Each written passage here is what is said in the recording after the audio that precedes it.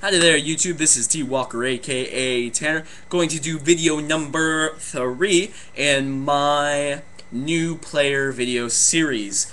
Alright, so again, this is advice aimed at new players and GMs handling new players. So as I'm going through the video, please keep that in mind. Now, I feel in order to really understand new players, we need to look at their backgrounds, and their backgrounds includes where they come from, at least in the gaming world. So let's do that. Most of our players come from 3 different categories of computer and console games. Now these 3 categories are blank mind, first-person shooters, action-adventure games, or fake RPGs, action-adventure games, and MMORPGs. So, these are most likely, if you have a new player, he has come from one of these backgrounds. Now, let's really look at these backgrounds so we can really understand our new players. The first one, the first-person shooter. It is a game in which the reward from the game comes from killing your enemy. And I mean, that's pretty much it. That's the fun in the game, and I'm not saying there's anything wrong with that, because it is fun. It is fun, you know, to be behind the gun. I mean, it was good fun. But that's where the reward from the game is. Comes from that. Just the battle alone is enough to be a reward.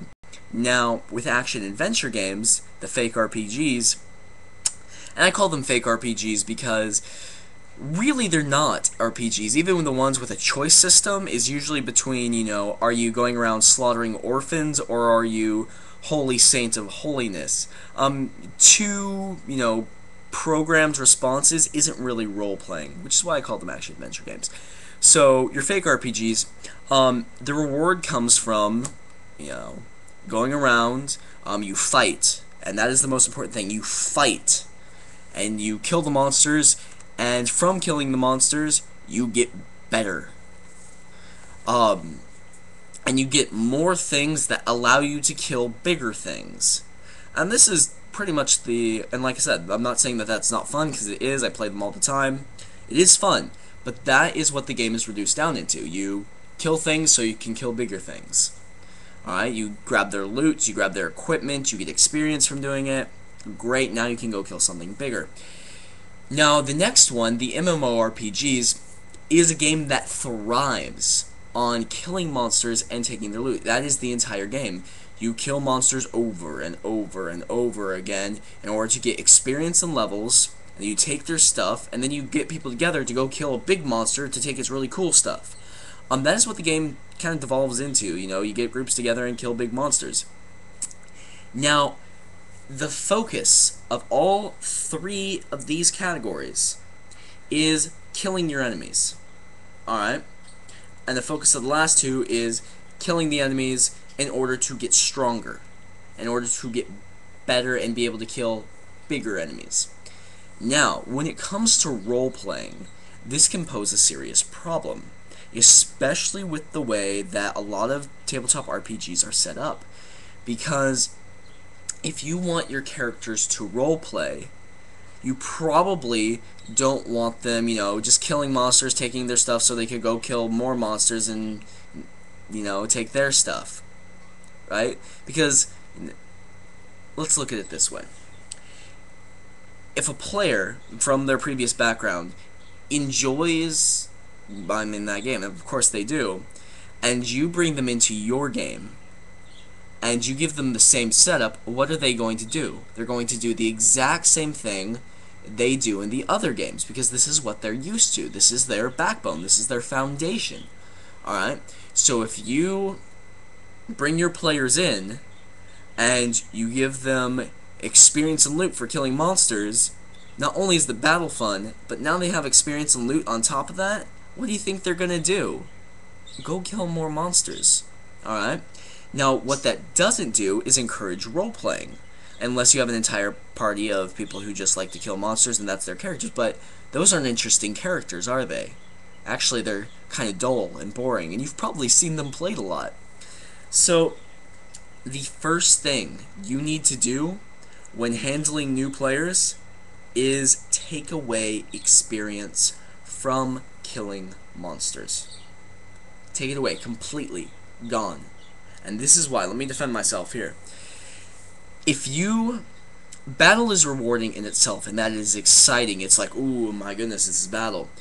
So, people are already going to be drawn to it. Now, if you reward them by making their character better and giving them experience for an event that is already fun to them, what do you think they're gonna do?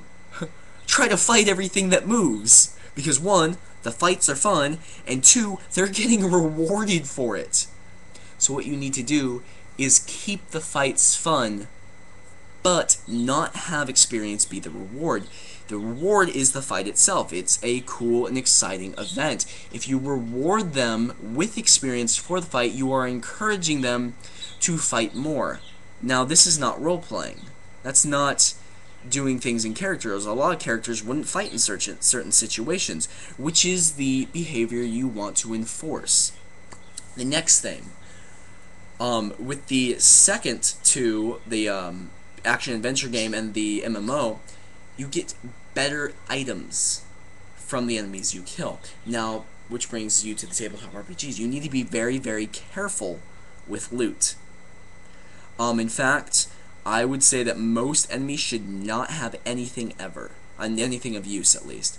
Because, like, it goes for the same thing as experience. If you reward players, and remember, this is new players, guys. I'm not talking about you experienced guys. If you reward new players for killing monsters by giving them experience, and then on top of that, giving them gold to make their character better, or giving them armor to make their character better, you're just encouraging a behavior you don't want to see. Alright? So instead, let's look at the behavior we do want to see. We want to see role-playing. And what is role-playing? Role-playing is acting in character. So, this is what you do.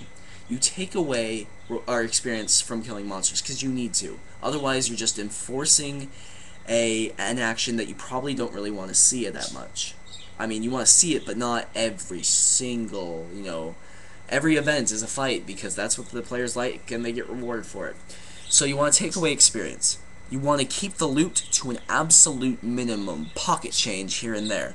Because if it's too much, that's what they're going to do, guys. They're going to go straight to battle, because they know they get the good rewards from battle.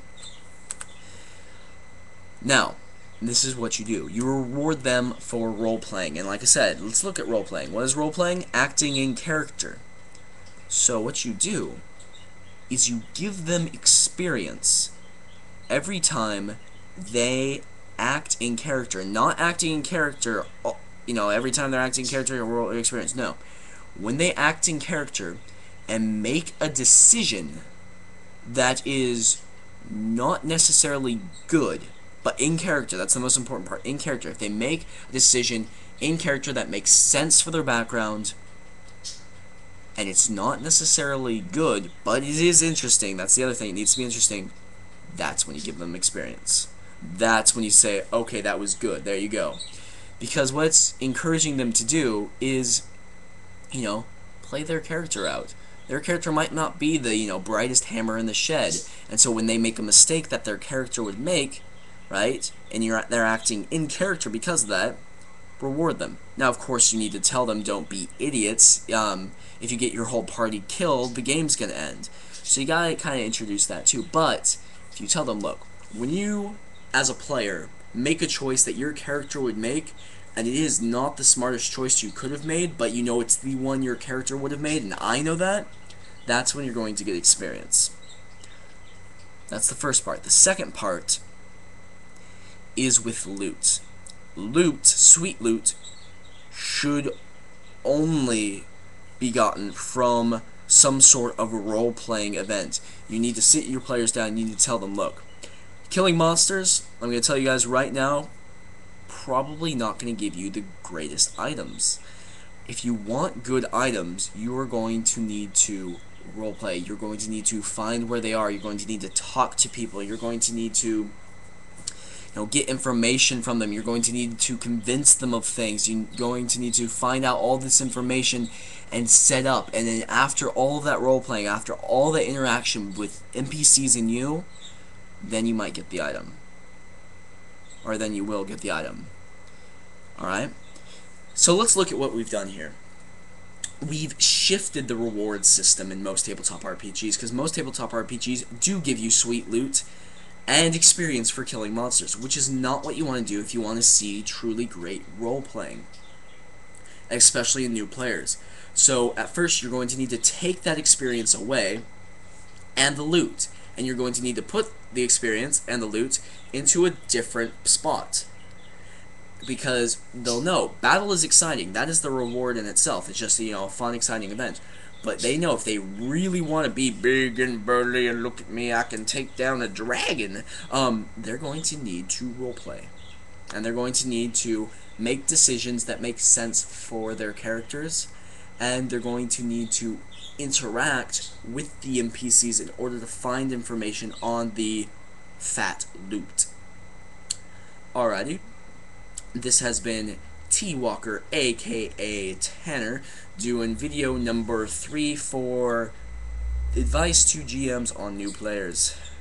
About new players.